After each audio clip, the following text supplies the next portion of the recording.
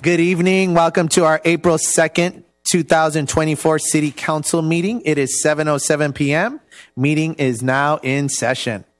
Tonight's invocation will be led by West Covina Police Chaplain Callie Dupé, and I will lead us in the Pledge of Allegiance. All rise. Let's pray. Heavenly Father, we come to you tonight, and we are so grateful to live or work in the great city of West Covina. We thank you, Lord, for what you're doing in our community, God, and how you're working. And I just pray, Lord, your blessing upon this meeting tonight, Lord, that you would be with each of the council members, Lord, as they deliberate and make decisions that affect all of us. So, Lord, we ask for your wisdom and your blessing upon this meeting. We thank you, Lord, for everybody in our city that's serving you in the fire department and the police department, Lord, that are out there protecting the innocent and protecting our community. Just be with them tonight. Watch over them, keep them safe, and use them, Lord, to bring peace and safety and security to our community. Thank you, Lord, for what you're doing in our nation as well. And we ask your blessing on our country and all those serving overseas in the military. So thank you, God, for your blessing on this meeting tonight. In Jesus' name, amen. Amen. We can all remove our hats and face the flag. Right hand over your heart. Ready, begin. I pledge allegiance to the flag of the United States of America and to the republic for which it stands, one nation, under God, indivisible, with liberty and justice for all.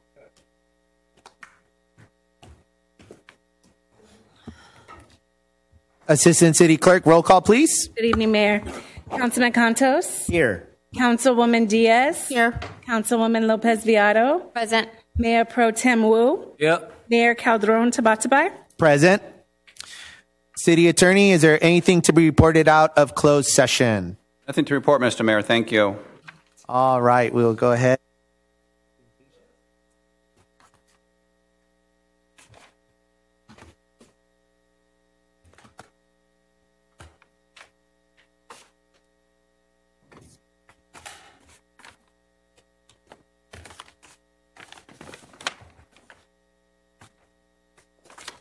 Testing.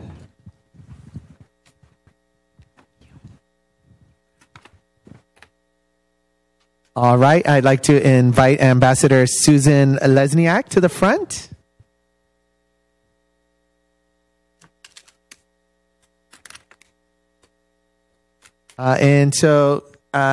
We are declaring April 1 Legacy Donate Life Month. One Legacy is the nation's largest OPO serving the diverse Southern California region, working with hospitals, physicians, transplant centers, and the community.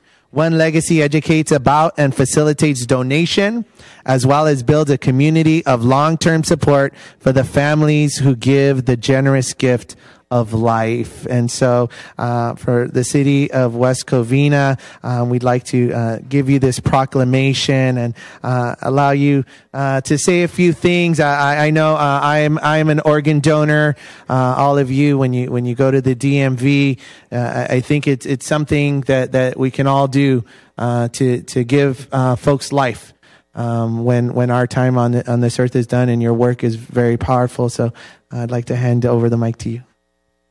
Thank you so much. Thank you for inviting me. Thank you for this proclamation on behalf of One Legacy. You've done this several years in a row, and last year we even had Rosario and Ollie out there on the walk. So I wanted to go over a few things on here. As you said, we are the largest OPO in the country, and the county of LA, plus several of the counties from Bakersfield, Santa Barbara, all the way down to Orange County and San Bernardino. It's over 20 million people. And out of that 20 million people, it's about 69% of people of other colors. And I bring that up to also remind you that there's over 50% of those people are first or second generation immigrants.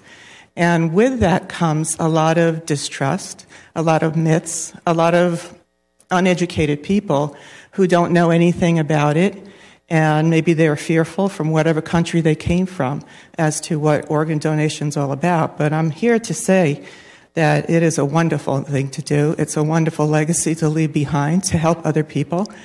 One person can possibly save 8 lives with their organs. and 75 people also with tissue and eye tissue and so forth for surgeries and bone grafting and whatnot. I'm a heart transplant recipient, and I'm a West Covina resident. I never thought that I would need it. I signed up as an organ donor when I was 17, getting my driver's license. And, you're very young and immortal and invincible at that age. You check the box, you don't think about it, and you're like, I've got 100 years to live. Okay. But when I was 33, I found out that I had cardiomyopathy, and I said, what is that? And why do I have it? And I come to find out that as a young single mother, the doctor says, well, someday you're going to need a heart transplant, but we're going to manage you with medications. And that did work for about 25 years. But, heart failure is heart failure, and you need your engine. And everybody that's here can understand that. And heart transplant is actually a lesser number that's viable because it's so tricky to find the right timing, the right match, and so forth. So I'm really blessed that I had that transplant in 2020. So I can stand here. And I honor my donor because I don't know who he is. I don't know how many people still miss him. But I take him wherever I go. And I do try to travel and live my life. But I'm out here doing outreach and letting the community know that it's a good thing to do. And so we're having a run walk on April 27th at the Azusa Pacific College. You're all welcome to attend. If you look at our website, onelegacy.org, you can sign up to be a volunteer. You can sign up just to come and walk, run. Just come look at it, at the performance and the love that's there, because it's donor families and medical professionals and recipients that all participate in it. We're also reaching out to West Covina to come to your senior health fair and stuff at the end of May and 4th of July. So we want to get presents because for some reason this town has been identified as low registration, much to my shock. So I would love it if the community can take the time to come to those events and just learn more and feel a little more comfortable about it. So thank you so much. And this will be posted at the Run Walk, so they'll be up on a board. Oh, definitely. And I want to make sure that we also post about these events and let's see what we can do to get more people registered. Because again, the decision to be an organ donor really is a decision to keep life going and to continue to impact community. And it's again, one of the reasons why, at the age of 18, when I decided to be an organ donor, I think that really has stood with me, and to have you here and all the great work that you continue to do, again, says why it's so important. And so hopefully the challenge out to West Covina, we put it out there, be an organ donor, right? Think about playing it forward, and that way we can continue with life. Thank you.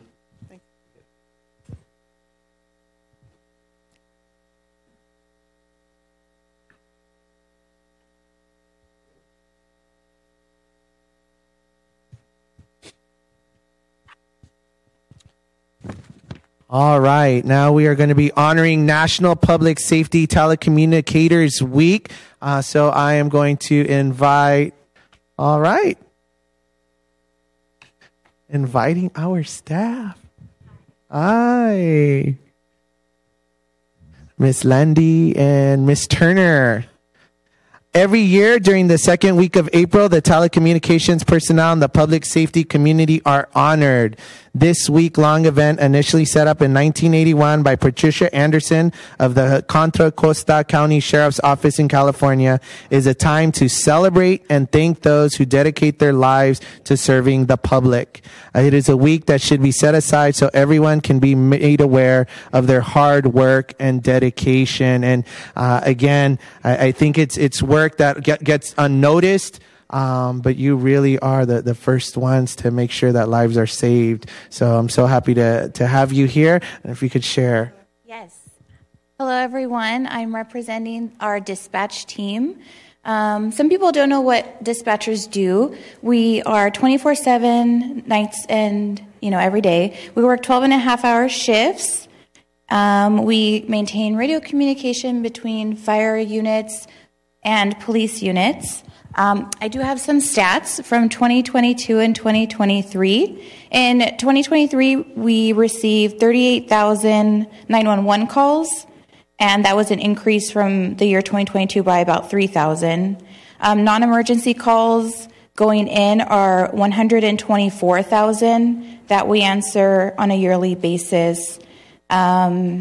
We have dispatched, in 2023, we dispatched about 65,000 calls for service to our residents. We do ask pertinent questions, and we try to get the important, information to give over to our radio units. And that's it. Thank you so much.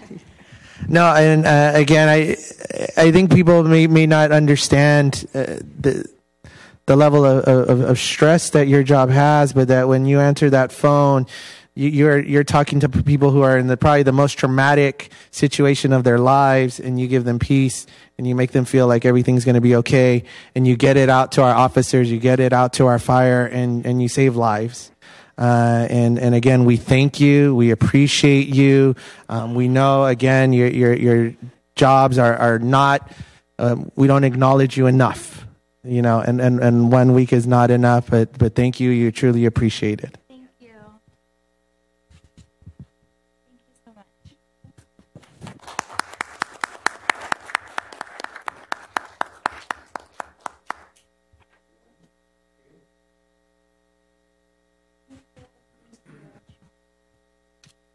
Okay, now it's Captain Cortina's turn. We are going to have a presentation on our body-worn cameras. Yes.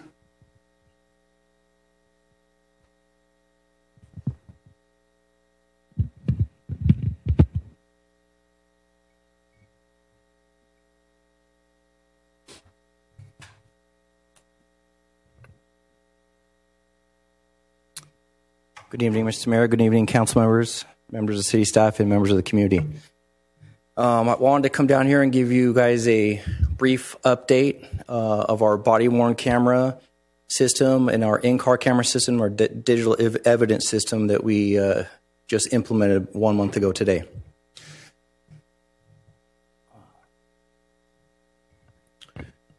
So, police officers are entrusted with extraordinary powers. We work in dynamic and high conflict situations, and cameras that record our interactions with the public can play a really crucial role in protecting both the public and our officers, as well as supporting a fair justice system.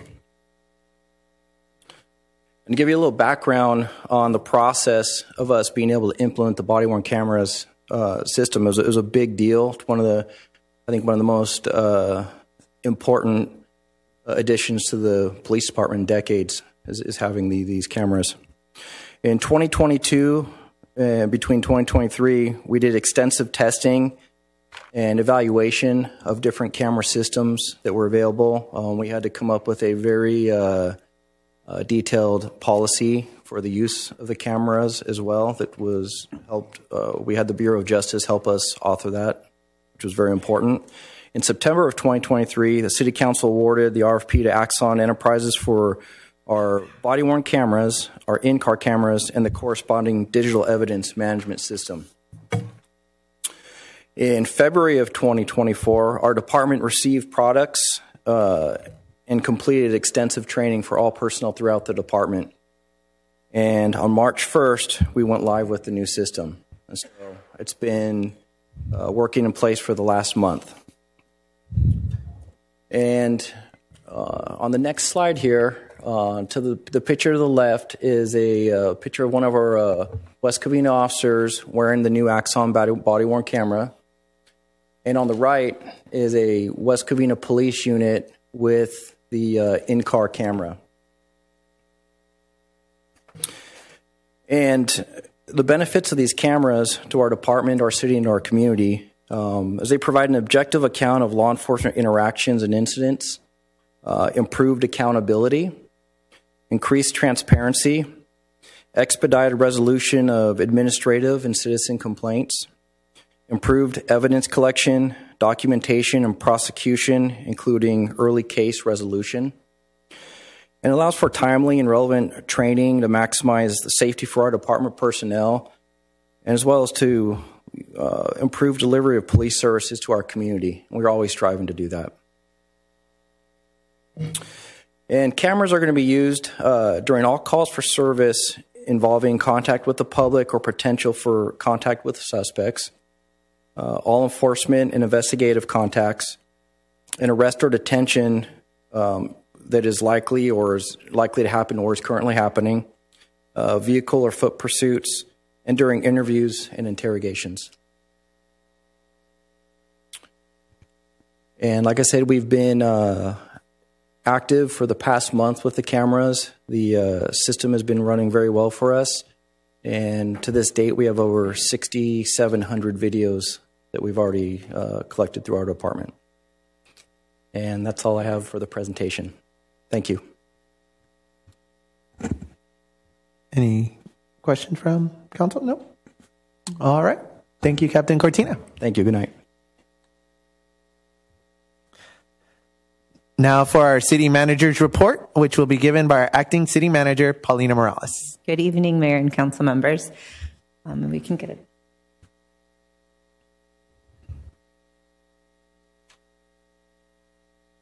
Okay, so just an overview, we had our Easter event on Saturday, March 23rd. So I know a lot of cities were canceling it because of the rain, but we, with our committed staff, did hold the event. And we had hundreds of attendees at both parks, both Cortez and Del Norte Park. And we had the Easter egg hunts. We had over 13,000 eggs per park for our community members. And this is a partnership with the Kiwanis Club. So that's a continued great event, and we're looking forward to the event next year. And I think there's a little video too that we wanted to share.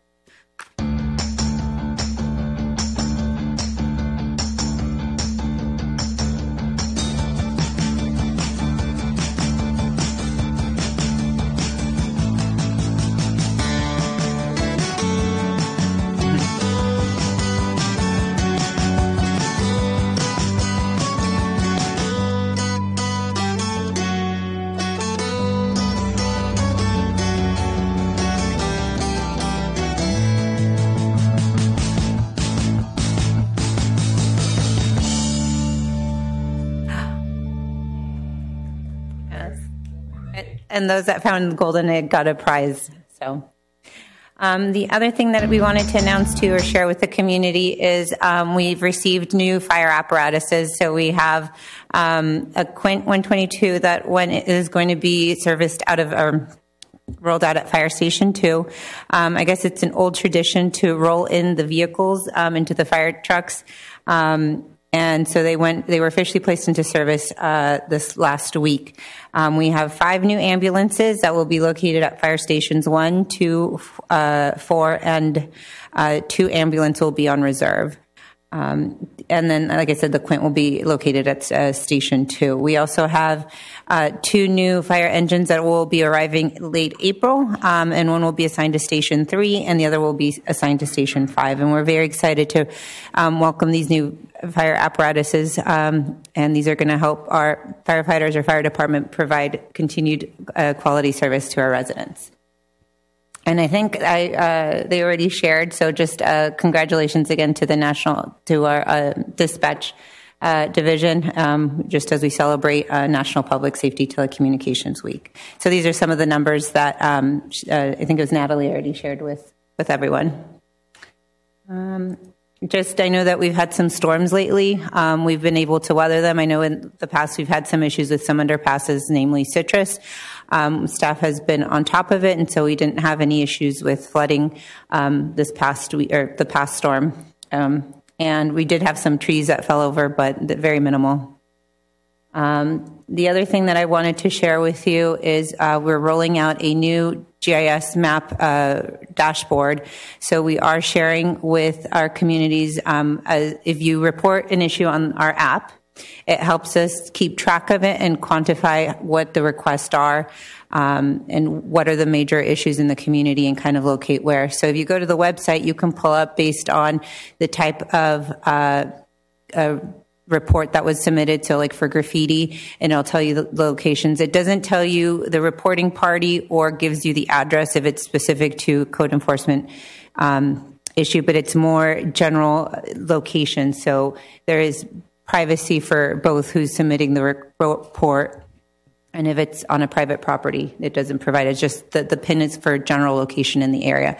This also helps if you drive by a pothole and you want to report it, you can see if it's already been reported, or if it's a fallen tree or something like that. So this is just another way for us to share more information with our residents and be able to, that you guys are able to access this on your own, and you can pull it up based on if you want to see if something's reported on a specific day or the type of report that's submitted. So various ways to access the information.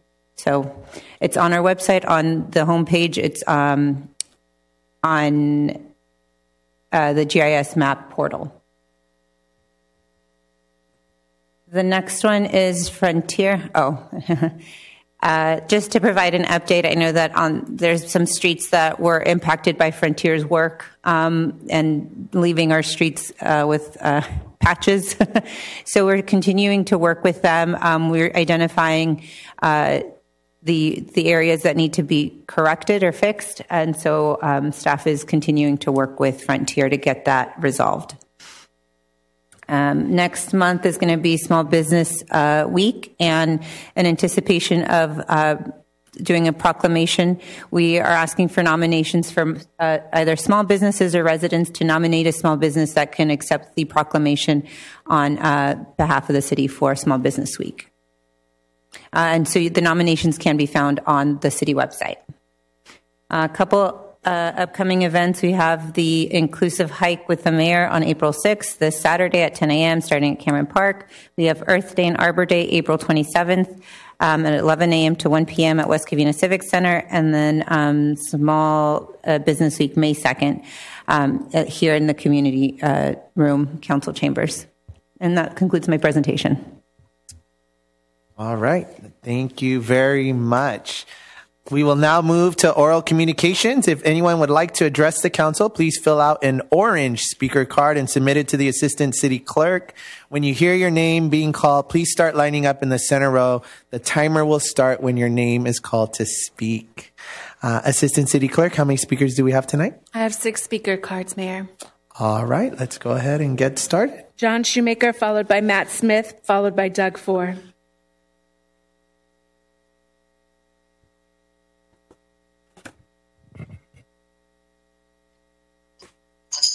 Of Covina's ability, her accomplishments, her position, her standing. Maybe it's her youth and likability. Or maybe it's her beauty, her wit, her long dark hair, her charm, her genuine smile. Maybe it's her white teeth. Could be.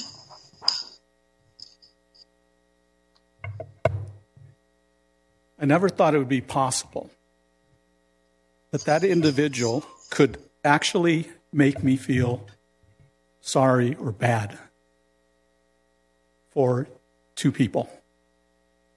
Namely, Councilmember Diaz, who had to sit here while her husband drooled over another woman. What's even worse is our acting city manager had to sit there and listen to this in public. Now, if this man will say this in public, what is he saying in private or in places that she might be that he's also there? I didn't realize that one of the requirements, and if it is, it'll stop when I'm on the city council, I'll do everything I can, is that the length of your hair and the color and the whiteness of your teeth is something that is necessary for you to hold a job in this city. Mark Taylor's probably clapping because he'll be able to somehow tie that back to his age discrimination lawsuit because of the silence of the consul when something like that happened. That is just outrageous. How does our acting city manager complain when it's the relative of one of her bosses? The comments that are there. How do other employees in the city that he may well be saying or doing the same things to complain when it's coming from council member Diaz's husband? How do you complain? Say anything about it, do anything about it. It's just outrageous that conduct is condoned. And she's sitting there like, there's a prime example. How does anybody complain when she's sitting there with a look on her face like, I don't care? That's the employees, but that's part of the problem.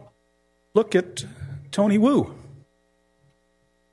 The continued lawsuits that are just piling up, costing us, even when they want to point out we won one, we had to pay an attorney. We had to pay an attorney. So even when we win, we lose. Not thinking about things like that. Since I mentioned, we'll leave that for another time, but it's just outrageous that any employee has to put up with comments like that from a member of the family of sitting on this council. Shows the lack of respect that council member has for themselves and this city and the employees that are here. It's that simple. It's just outrageous. Everybody who's I've played that to shook their head. Just shook their head. How unbelievable can that be? And how do the employees in our city complain or do anything about it without them feeling in jeopardy of their jobs? Well, in November this year, when I'm on the council, you'll be able to complain, and I'll do everything I can to protect you. Whether I disagree with you or not, doesn't matter.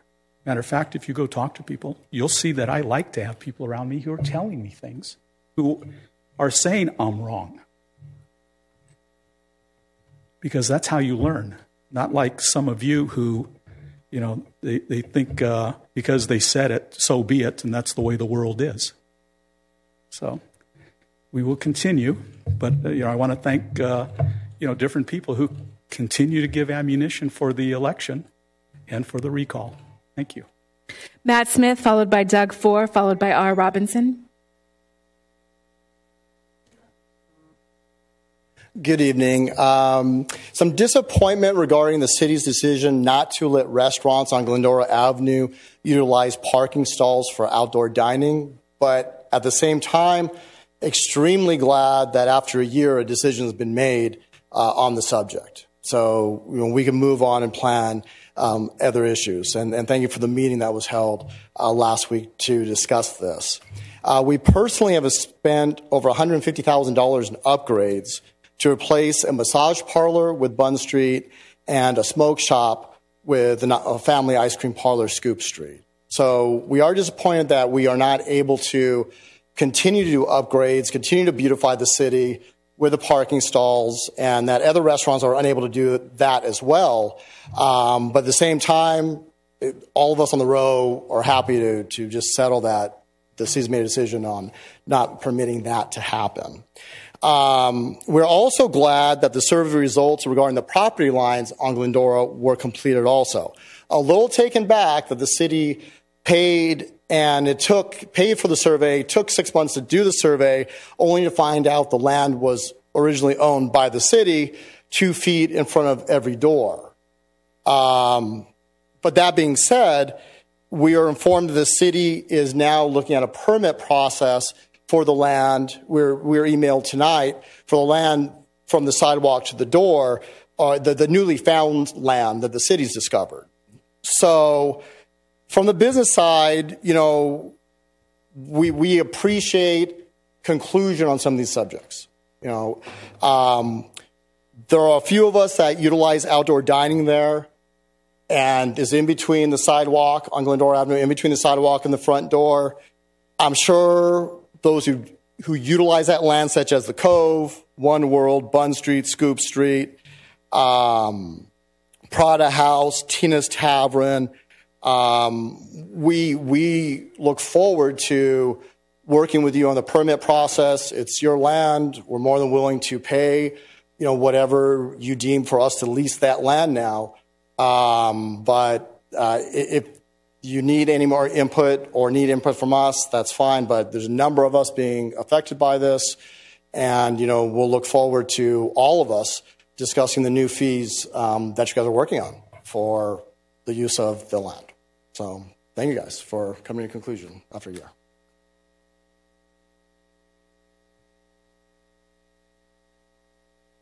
Doug Ford, followed by R. Robinson, followed by Jose Amador. Hey guys. Hello community, staff, and council. My name is Doug Ford. I own 3 businesses here in West Covina. I also live here in West Covina. We finally got a meeting with staff after a while. That's all we ever wanted was an answer, to just stop wasting our time, stop wasting your guys' time, stop wasting city time. Disappointed in the answer, as Matt just said. I think the phrase was park-lit dining areas.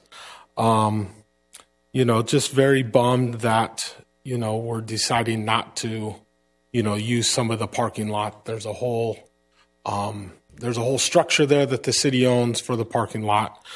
64 other cities have done this in Southern California, including Glendora, Pomona, Azusa, Upland, Pasadena, Long Beach, Fullerton, and many more.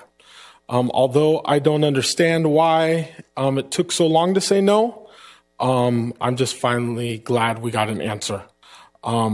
I hope that the city one day will look into making the downtown area better. I know when we leased down there originally, there was a whole plan to revitalize downtown, make it one way, going one way, putting in, a little outdoor theater, doing a parklet there. I really hope one day we can make that downtown area better. We signed an over 20-year lease. We're not going anywhere. We love this city, and we just want to move forward, go in the right direction. So thank you, guys.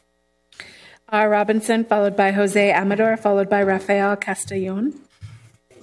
John F. Kennedy, in his 1961 inaugural, said this, let every nation know whether it wishes us well or ill, that we will pay any price, bear any burden, meet any hardship, support any friend, oppose any foe, to assure the survival and the success of our constitutionally guaranteed, God-granted liberty, also called inalienable rights, rights given all humans by God.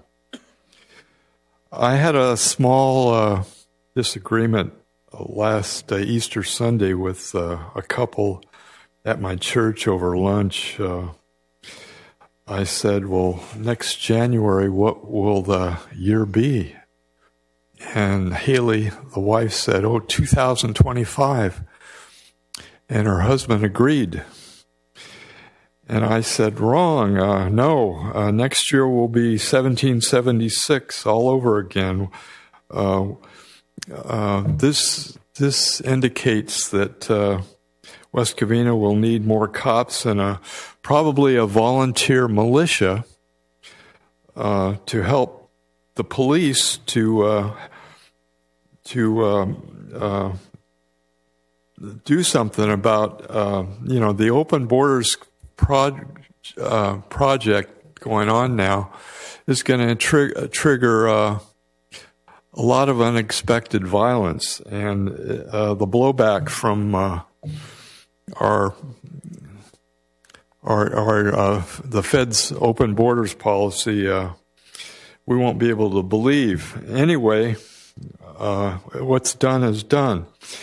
In the long history, continuing Kennedy, in the long history of the world, only a few generations have been granted the role of defending freedom in its hour of maximum danger. We welcome the responsibility at last born in 1776.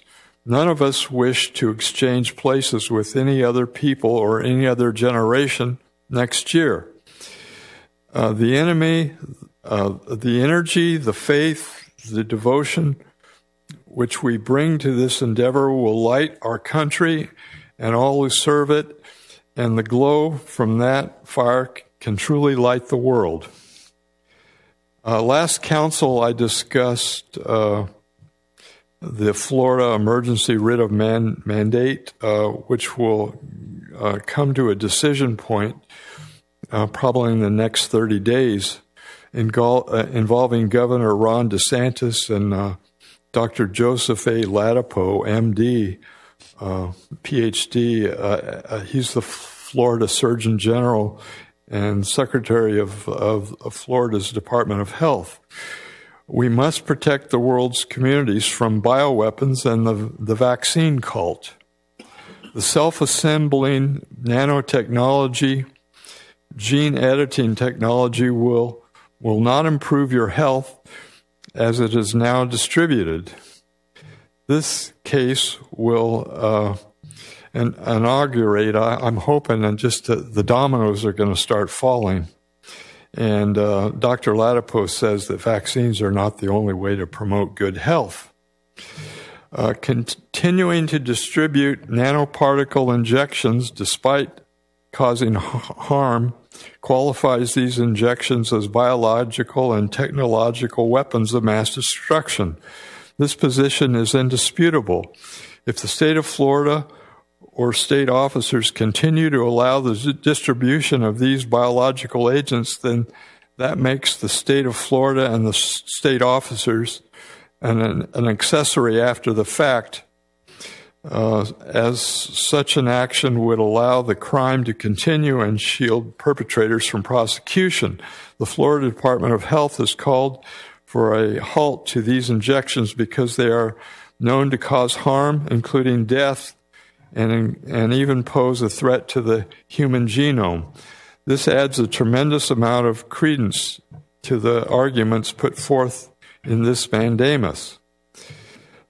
Treason against the state shall consist only in levying war against, not only in levying war against the same, or in adhering to the enemy's.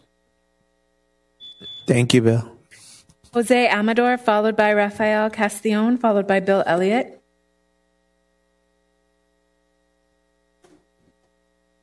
All right. Good evening, Mayor, council members, and staff.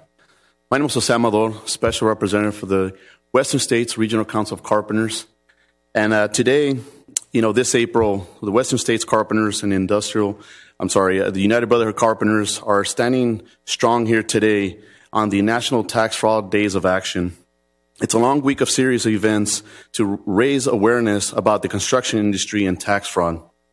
Tax Fraud Days of Action grew out a widespread outrage about construction industry, about tax fraud. This is including our contractors that are bidding on these projects and misclassifying their workers. How you would say? They initially just misclassify them by independent contractors, or what worse is paying them in a check. In worst cases, you look into their check, they're not paying into their tax deduction, so it's basically cash pay. And that result, the business is reducing their tax income, the payroll, tax responsibilities, and tax fraud communities out of a much needed tax revenue. That's billions of dollars in tax revenue that could be well spent in our community. In this case, building new buildings, libraries, renovating schools, repairing our roads, or even programs for our veterans. More importantly, funding other essential programs, public programs. And now, I guess the only thing I would ask, if you guys could stand here today, where you sit there today, and stand with us in fighting against tax fraud. I brought a sign here today, if it's okay, if I could take a picture while you guys are sitting there real quick and just take a quick picture. Is that okay? No, I would. Okay. Well, again, at this point, I just wanted to say that it's important to maybe we could look into these contractors and tracking them down on what they do by misclassifying those workers. And more importantly, it's bad reputation what they do for our residents, our community, especially in West Covina. So I just want to say again, thank you for your time. I know that you guys go through a lot of difficult decisions, and you guys do your best as best you can. So I just want to say thank you for your time and support. And again, as you can see, our members today standing here and supporting tax fraud, Days of Action, making sure that we spread the word out there and speak action of what takes place day in and day out. Thank you for your time. Rafael Castillon, followed by Bill Elliott, followed by Glenn Kennedy. Good evening, folks. How you doing? I was here a couple of weeks ago. I spoke about these sober living homes that are popping up all over West Covina. I think we have about 200 of them that are unregulated, unlicensed, doing business in West Covina, taking up our resources, taking up the time of our police force. I ask you for one thing, your effort. I don't want to see my city council throw their hands up and say, well, we can't do anything about it. You guys are smart. There's always something you can do about it. Nothing is impossible for those who will try. Nothing. A good start would be our police force. We need at least 10 more cops. I know it's going to cost about maybe $3 million. I get it. But the parks are not going to look the way they look like right now without more cops. Our mall is not going to be safe without more cops. We're already getting raided. Now, when all our businesses leave West Covina, where do you think those criminals are going to go? We're still here. They're going to come to our houses. Let's not let it get to that point. We need more cops. We can figure out something. There can be, nobody likes to hear it, another tax. Nobody likes to hear it. But I guarantee you, when your son is in the emergency room, you're going to be willing to pay any tax. I got news today. One of my daughter's uncle was kidnapped. He won a $35,000 ransom. The guy was just walking in his neighborhood down Southgate. It's that kind of world. And if we're going to be reactionary to it, if we're going to wait till it comes to our doorstep, it's going to be too late. We need more cops. We need to figure out how we're going to budget this, where it's going to come from. Come to us. Somebody put a proposal and say, hey, how about this, guys? How about let's tax these 200 homes that have these sober living people that have already broken the law. That's why they're there in the first place, reaping our benefits. How about we start putting businesses license on these guys?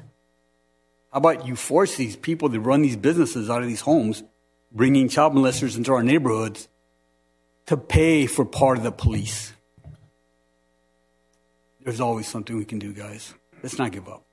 That's all I ask. Don't give up. We've got a lot of smart people in the city. My neighbor, Mike, right now is going through city ordinances for several different cities to try and come something together to make a better presentation. So it won't maybe cost the city that much to look into this. It's like, if you have it here, it's like, okay, well, let's take a look at this. We can do something about it. We can. I've been living here a long time. I love it here. I grew up in La Puente. Guarantee you. I don't want to go back. Okay. Growing up as a kid, I always knew West Covina was a better place. I wanted to move here. As soon as I had enough money, I moved here. Best decision I made for my family. I think I was right down the street from you. Love my neighborhood. Love everything about the city. I just want to know what we can do. Okay? I don't want to say, hey, guys, it's all on you. No, it's our city. What can we do to help you? Years ago, I was part of a elite group of gentlemen who did hard work. We were few, but we were proud. And we used to have a saying, lead, follow, or get out of the way. I invite all of you to look at each other and say, lead, follow, or get out of the way. We are going to make this a better city because we're better people. Let's just stand up for these ideals. Thank you. Bill Elliott, followed by Glenn Kennedy, followed by Ray Vargas. Well, my name is Bill Elliott. I'm a longtime resident of West Covina. Did you notice when he played the recording when he first began the recording, without introducing what he was doing or saying a word about what it was or any context whatsoever, it's because he didn't want any context. Did you listen closely to the recording at the beginning, where it was all scratchy and very low volume, and you couldn't really hear everything I said last city council meeting? And that's so typical of this person who is demonstrably lying by omission. Everybody knows he twists and contorts and conflates and outright lies about a lot of things. He twists everything everyone says to his own benefit. And my wife doesn't have a problem with what I said at last city council meeting, because I didn't say anything inappropriate. Spewmaker over here is trying to play a little clip that doesn't include everything I said, and he's trying to gain some kind of political points against the councilwoman in District 3 because he wants her job, which is absurd. I wanted to talk about last city council meeting. Another subject is all those goons, those anti-Semitic followers of our fake Mexican Iranian mayor, who is calling for a ceasefire by taking some kind of moral high ground.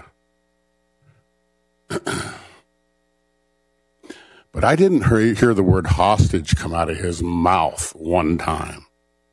And that parade of freaks that he brought in here, calling for a ceasefire for humanitarian reasons, and shame on you, West Covina, for not agreeing with that you have to endorse Hamas by giving a ceasefire. How ridiculous. Why don't you release the hostages, and then we can talk about a ceasefire? You know who said that? The Prime Minister of Israel. And Hamas won't release the hostages. If they did, negotiations would begin, I'm sure. But Hamas has to be crushed like a bug. It needs to be wiped off the planet, because if you leave any of that monster organization, that terrorist organization, that Tabatabai organization, if you leave any of it intact, it's going to grow. It's going to come back, and they're going to do the same thing they've always done.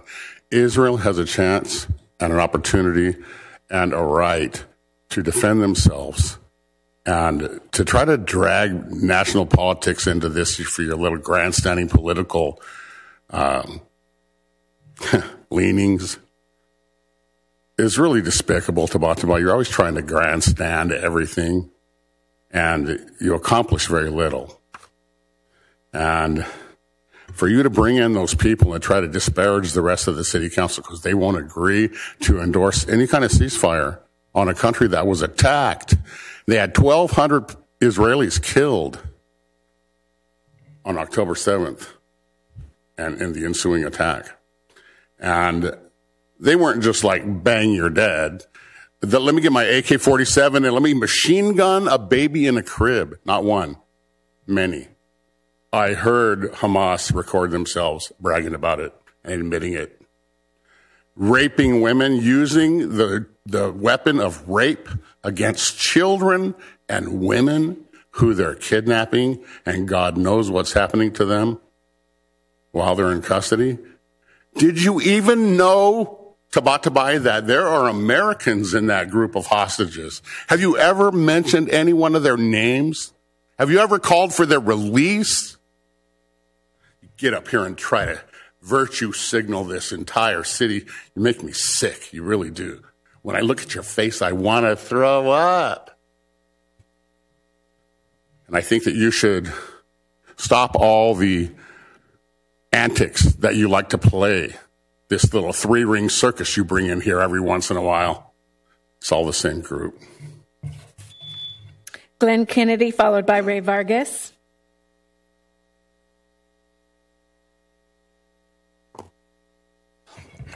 Good evening, Glenn Kennedy, lifelong resident, 62 years at midnight.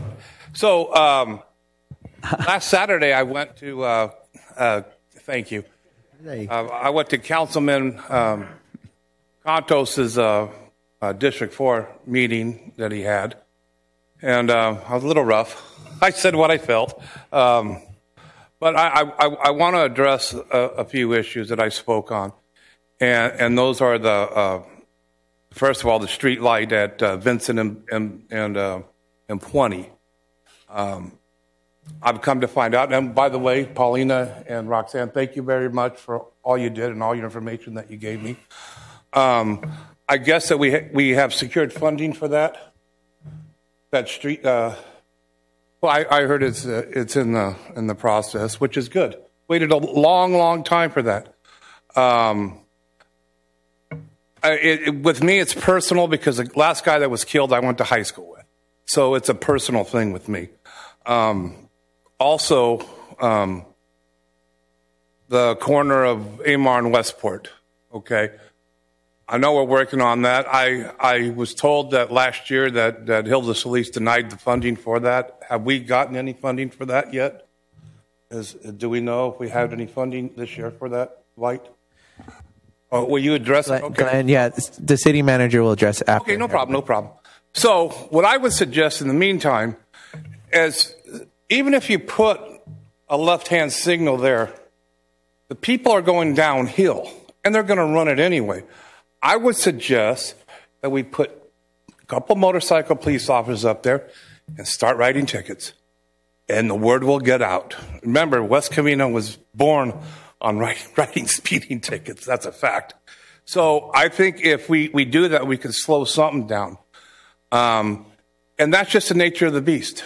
And it is what it is. What else do I say? I'll leave it on a positive note. This Friday at Historical Society, I will be giving a lecture on the 60s about West Covina. Me and Dr. Forsted and Charles Motz, and City Council's invited, and everybody in the city's invited. 338 Glendora Avenue, History Hall, Historical Society. Thank you very much, and have a nice evening. Ray Vargas.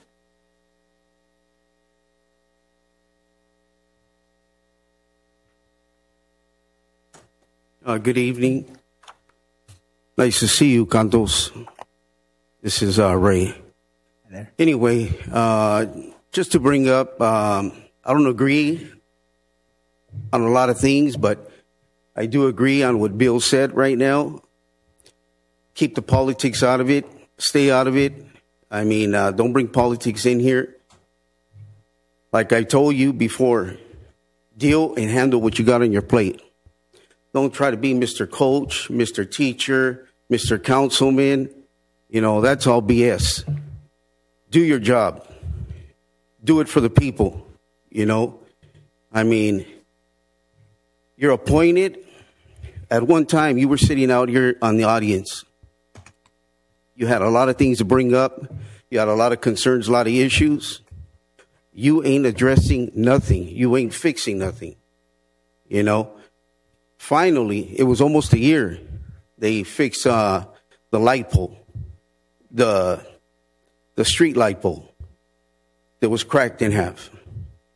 You know, the turn signals are there. The crosswalks are not safe.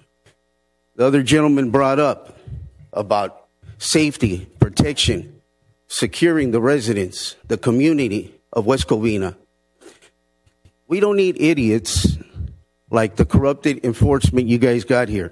We don't need that. We need police officers. He said 10, I say 15. I talked to Chief Bell. You know, I know it's expensive, but you got all these other little corrupted enforcement riding around harassing residents, you know, for whatever reason. Wherever I park, they're on my cars. I got commercial vans I use for work. I do produce and vegetables, wholesale. And they're citing my vehicles. I just served you guys papers right now. It's going to Los Angeles Superior Court, you know, because that idiot Mylan, he sends his puppets out there. You know, that's a waste. It's a waste of salary, waste of money, waste of staff, employees that you guys are running this city with. We need officers. I don't want one of these jokers knocking at my door. Oh, you called? No, I want to see a police officer. I want to see one of Officer Bell's officers there, one of Tony Cortina's officers there. I don't got time to play with these little kids. And then Mr. Know-It-All, Mylan, he thinks he knows it all. You know, we got bad blood. You know that for a long time. You know, the day he knocked at my door and he said, why do I have all these cars? It's none of your business. They're under my name. They're registered under my name. They're insured by me. If I got 50 cars, it doesn't matter. I'm a car collector. You know, some people can afford it. Some people can't. I'm fortunate. You know, but take care of what you got on your plate. I've told you from the get-go. You wanted to text me back and forth for 2 days and say this and say that. I mean, you made no sense. You know, you're the councilman. You got bigger things to look at. Take care of the shit you got on your plate. You were appointed to do your job, and you failed so far. You haven't done nothing. I haven't seen nothing.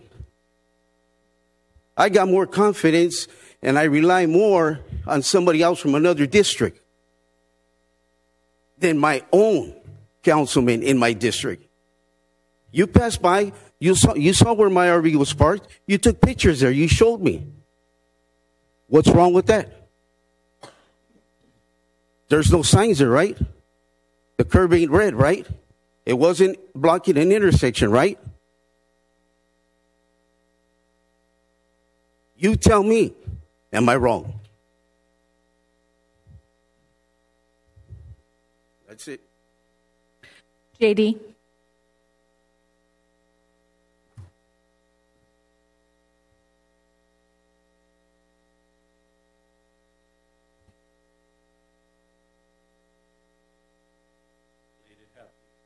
Easter to each and every one of you.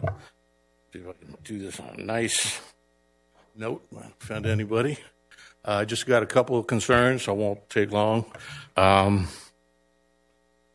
Wondering what happened to the landlord charge that owned property. Is that ordinance, which the city manager's predecessor said was a legitimate ordinance, still being enforced on homeowners that have either decided to rent out the property they live in, or in the case of all these ADUs that are being rented out, is the city collecting the fee that was collected on the lady that came here some time back complaining about it? And I ask because, one, it helps with the tax base, right? And it's rather precarious for one person to get dinged with it and then the city go mute until I guess the next person gets hit. That seems a little harsh. And I also want to remind the city manager that it's springtime. The Athens cleanup. Are we going to get that this year? Is that going to be an ongoing process? We know we had it for the first time. There was quite a hiatus there for a time. And while we did have it last year, I was kind of concerned whether it was going to be a permanent, ongoing service, which we have historically received and paid for, and it's part of the contract. So I was hoping that the city manager will respond to that tonight. And last, regarding Cameron Park, the undeveloped property at Cameron Park. Your district, Ms. Diaz, Councilwoman Diaz, it is a dumping ground for material that I suspect is coming from Sportsplex, not necessarily for developing anything there. And I'm wondering, is that going to be developed, and what's in store for that location. Cameron Park looks beautiful. They're doing a great job over there, honestly. The thing is that with the church and all the activities that are going on there, which is what is supposed to happen, this lot is being underutilized. It's a shame that, it's not being brought up. You folks are our representatives, and these districts need to be looked at in terms of how it impacts the residents. All those other issues that were spoken about tonight, I'm sure, are vitally important to the individuals that brought them up. But for us that live in the city, we got to step out in the morning and face these circumstances. So I ask the city manager and city council to please consider those 3 areas. Thank you. No further speakers, Mayor. All right. Acting City Manager, may you please respond to public comment concerns? Okay, yes. Just wanted to thank Doug and Matt for coming tonight. I know you guys didn't get the answer you wanted, but as a result of discussions with you, we did have to do that survey to ensure where the city property line started and ended. And as a result of that, it came to our attention that the outdoor dining areas that are used not just by you guys, but several other businesses on Glendora are in fact on city property. And so there is no mechanism that we found between the business owners or the property owners and the city for allowing that outdoor space. And so we are developing guidelines for that downtown for along Glendora for outdoor dining and for seating areas to make it more, hopefully attract more foot traffic there. So as we develop those guidelines, we're also working on developing a mechanism that would grant those businesses access to use the city property and protecting the city from liability. So we will be moving forward with that, and we will keep you guys abreast of as we develop those guidelines. The sober living homes, the city is limited as to allowing them or restricting them in our community. However, we have every right to respond if they are doing illegal activities or if they're not operating their business as they should. They are state regulated, but we can regulate, crimes in our community. And so we still, if you can still report any crime to our police department and they will respond. And if they're not operating properly, then we could definitely include code enforcement to respond to them.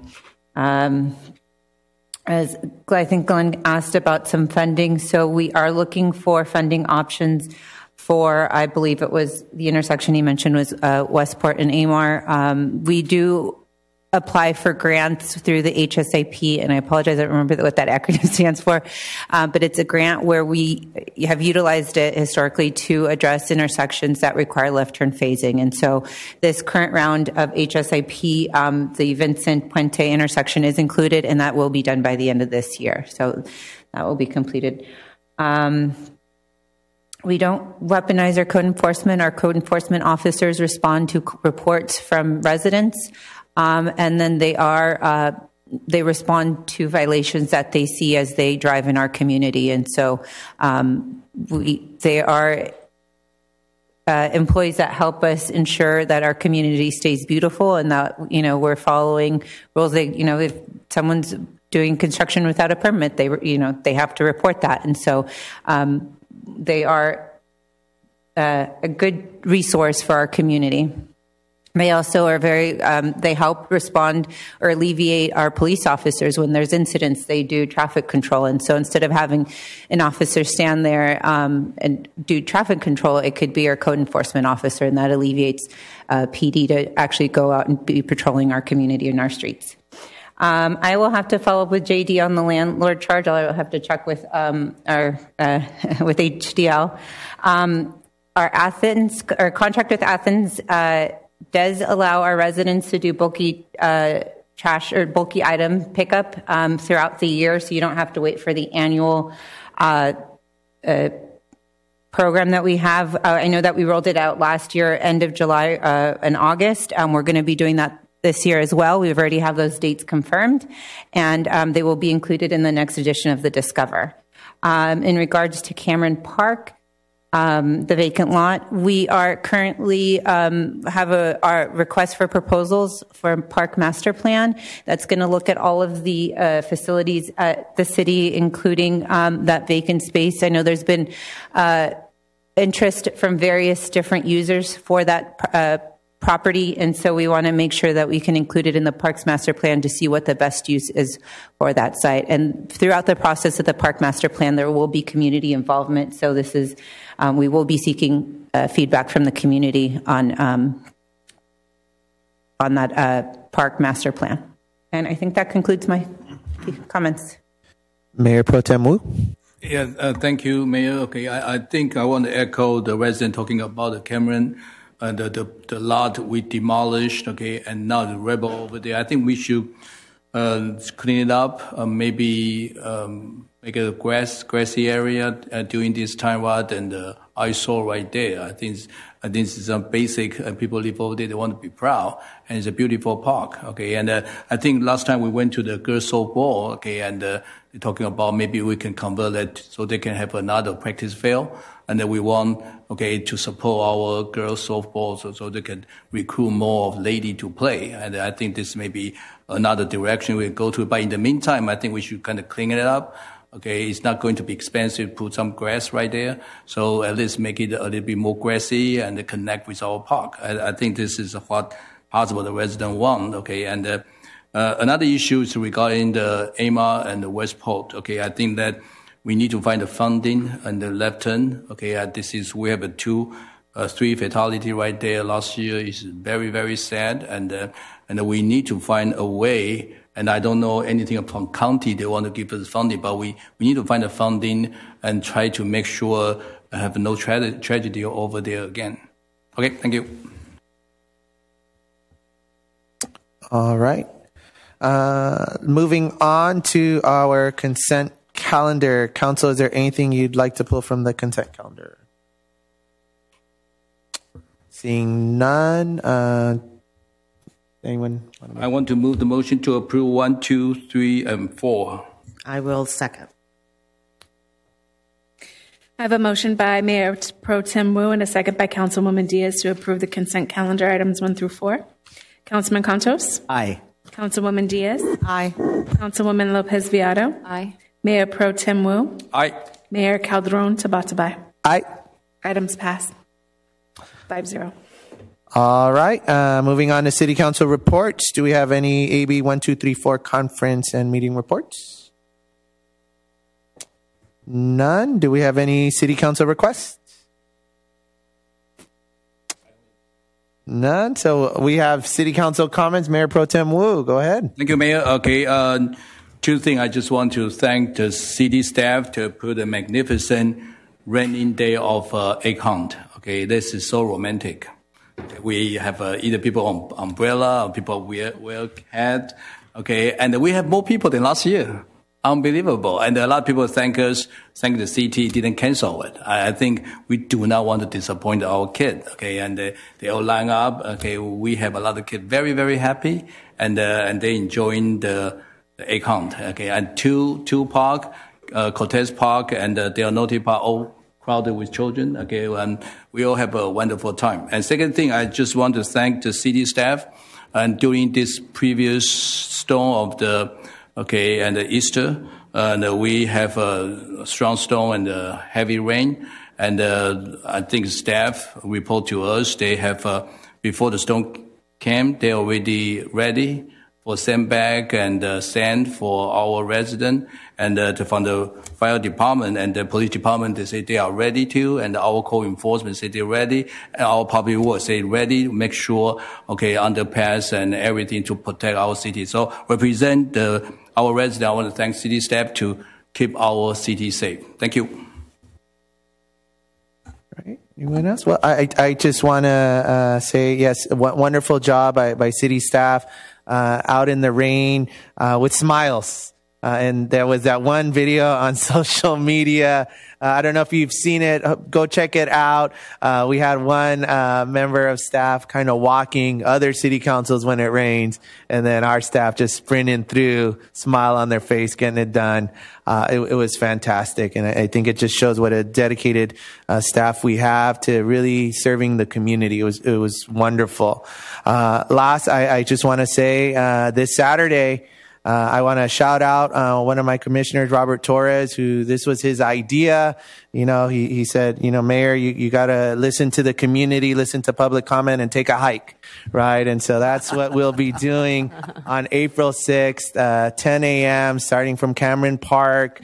Bring your families out. It's supposed to be dry, and so let's enjoy the day together. Let's talk about city issues, but let's also enjoy our city. So I look forward to that, April 6th, Cameron Park. Hike with the mayor. So this concludes our meeting. Is there anyone who'd like to adjourn? Do I have a motion to adjourn? I'll motion. Do we have a second? Second. Meeting adjourned. Have a good night.